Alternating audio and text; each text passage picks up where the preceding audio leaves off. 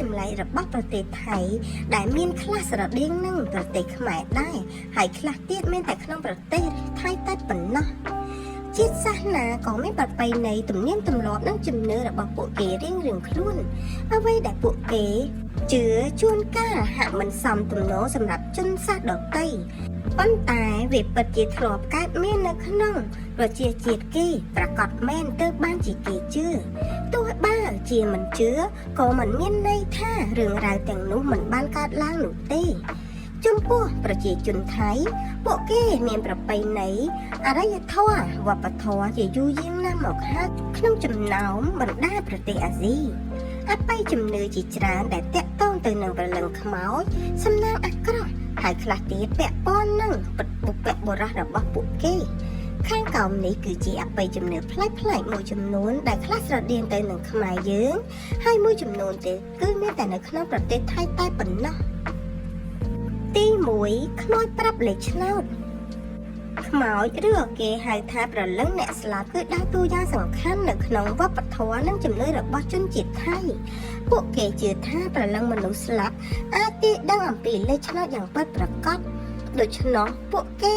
អាចចាប់ឆ្នោតតាមការយល់សប្តិឬតាមរយៈហេតុការណ៍ខ្មោចលងដោយកាត់លេខតាមតម្រុយផ្សេងដែលខ្មោចបន្សល់ទុកទី2ការកាត់សក់ថ្ងៃពុធជាងកាត់សក់ភាគច្រើនមិនបើកហាងឬតូបនៅថ្ងៃពុធឡើយជនជាតិថៃជឿថាការកាត់សក់ថ្ងៃពុធប្រៀបដូចជានាំនៅសំណាងអាក្រក់ឲ្យខ្លួនឯងដូចតែម្ដងទី3អាយុសង្ខារថៃមានជំនឿយ៉ាងមុតមមប្រសិនបើរូបថតឬកញ្ចក់ឬក៏សុំអ្វីដែលត្រូវបានធ្លាក់បែកអ្នកនឹងស្លាប់ក្នុងពេលឆាប់ខាងមុខនេះអបិយជំនឿមួយទៀតគឺគេសង្កេតទៅលើសរសៃគុយទាវឬក៏សរសៃមីកំប៉ុងហូបបើវាកាត់ខ្លីៗមានន័យថាអ្នកឆាប់ស្លាប់តែបើទុកសរសៃវាឲ្យបានវែងមានន័យថាអ្នកនឹងអាយុវែងដូច្នោះហើយរាល់ពេលសែនឬក៏ពេលឆាមីគឺគេតែងតែប្រុងប្រយ័ត្នមិនឲ្យសរសៃមីនោះដាច់ខ្លីៗជាដាច់ខាតទី4ហាមសរសើរទារកឬក៏ក្មេងតូចត្រលត់ត្រលន់គូឯខ្នាញ់មិនត្រូវបានឲ្យនិយាយពាក្យសរសើរនោះទេនៅក្នុងប្រទេសថៃគេជឿថាបើសរសើរបែបនេះខ្មោចនឹងយកទារកនោះទៅជាមួយរីឯជំនឿមួយទៀតប្រសិនបើស្ត្រីមានផ្ទៃពោះទៅចូលរួមបុណ្យសពនរណាម្នាក់ព្រលឹងអ្នកស្លាប់នឹងមកចាក់កំណាត់ជាមួយនាងតែម្ដងទី5មនុស្សស្រីនៅលាវ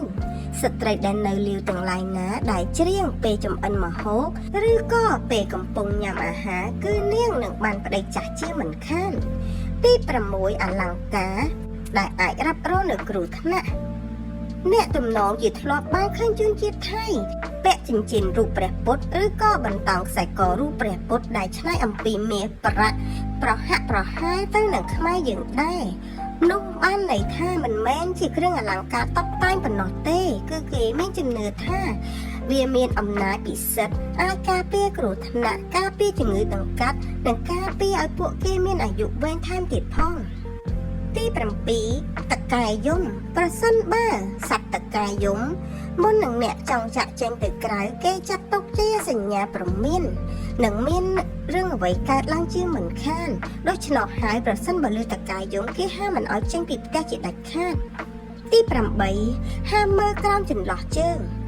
វាគឺជាជំនឿទូទៅមួយប្រសិនបើអ្នកអោនចុះហើយមើលនៅចន្លោះជើងអ្នកនឹងឃើញខ្មោចច្បាស់ប្រជាជនថៃជាច្រើនជៀសវាងការធ្វើបែបនេះព្រោះពួកគេខ្លាចជួបមុខខ្មោចនិងខ្លាចខ្មោចនោះដឹងថាគេមើលឃើញនឹងតាមគេទៅដល់ផ្ទះដូច្នោះហើយប្រជាជនថៃគឺមិនដែលអោនក្រោមចន្លោះជើងមើលទៅខាងក្រោមនោះទេ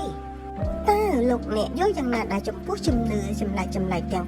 នេះសូមជួយខមមិនខាងក្រោមនេះតើលោកអ្នកធ្លាប់ជឿនៅជំនឿមួយណា